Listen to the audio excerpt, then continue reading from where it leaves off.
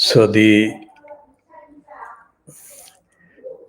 oversight of the organizations that operate as animal welfare and the businesses that are run apparently for the treatment of animals, sick animals, the oversight is supposedly being done by the organization that exists.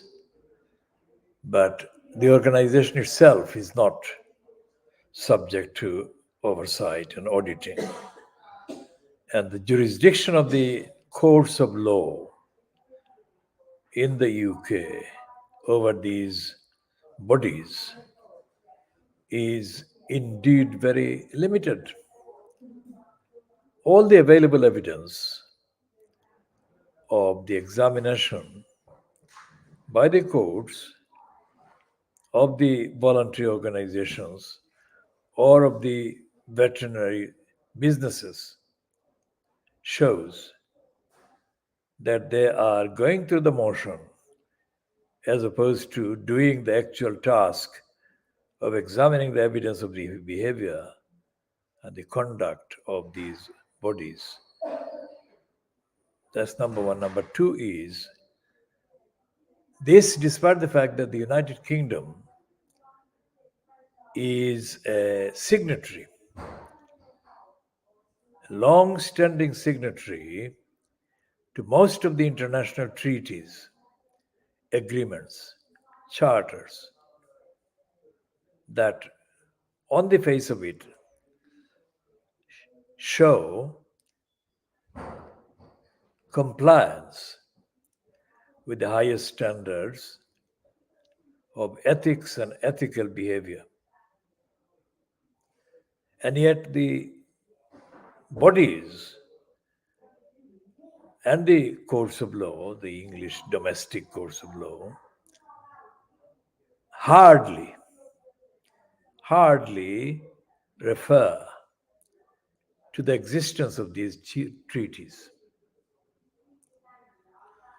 Now, when a country becomes signatory to a treaty, the next stage is that its domestic parliament has to pass a motion to what is called ratify the treaty.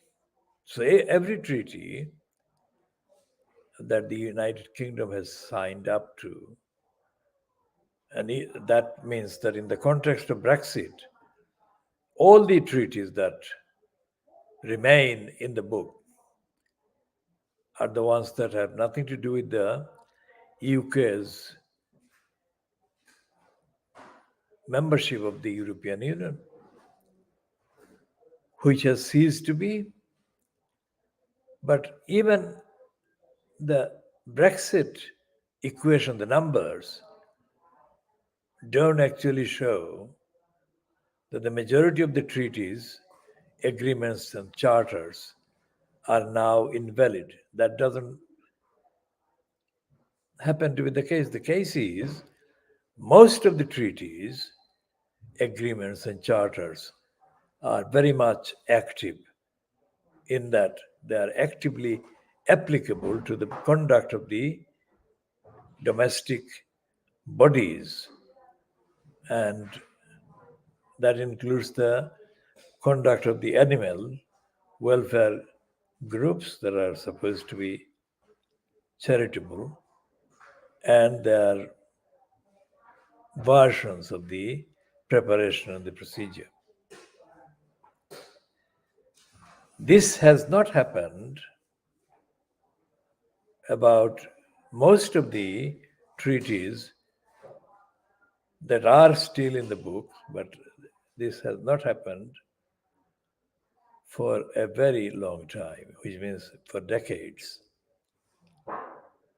And the ordinary numbers of treaties that are referred to as being relevant and as being ratified by the United Kingdom, they are ratified and they are official, but there is no evidence that the ratified treaties and agreements and charters and their applications by the United Kingdom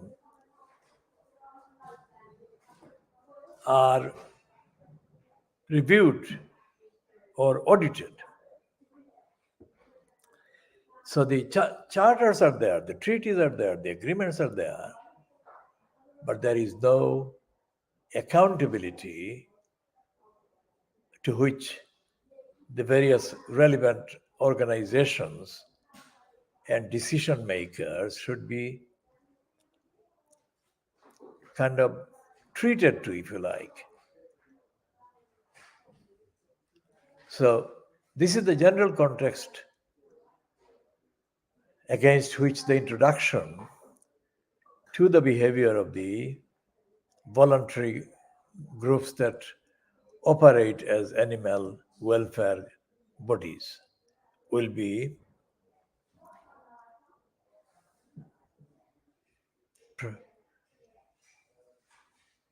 processed, if you like, looked at on the evidence. If the comparison is made with the National Health Service, so the National Health Service hospital, NHS hospital or similar facility, and the treatment of the inpatients by the particular facility is examined, then what appears to be the norm in the behavior of the individuals, nurses, doctors, consultants?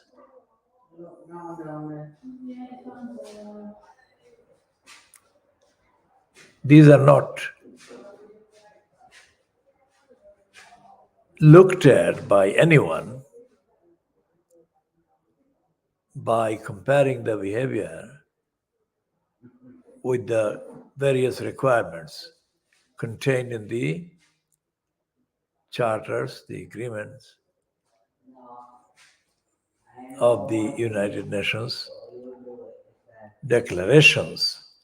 Now, United Nations declarations are, at least since 1948, have been the main general guiding source or framework under which all the other treaties and charters and international agreements are scripted and voted on, passed, and each of the member countries is asked to accept, ratify, and then make arrangements for enforcing each of the ratified charter, each of the ratified agreement and regulation. So these are the factors that will be examined. By examining the United Nations founding declarations, the 1950 Treaty of Rome, and the various charters that have followed since 1950. Say, for example, the 1950 Charter of Rome has been updated at least twice in the last few decades. So when something like the cancellation of Parliament happens, as happened with Boris Johnson, cancelling Parliament, or what is called proroguing Parliament, it has to be done by the Queen or the monarch giving the permission. And the permission is based on a declaration, sworn declaration by the Prime Minister of the day, that there exists a sufficient reason for proroguing the Parliament. Usually the monarch is advised by the Prime Minister, and monarch has their own legal experts advising her, well, it's him now. And the monarch is entitled to ask questions. So when the monarch asks questions and the answers are negative, then the monarch will never consent to the proposed proroguing or cancelling of parliament.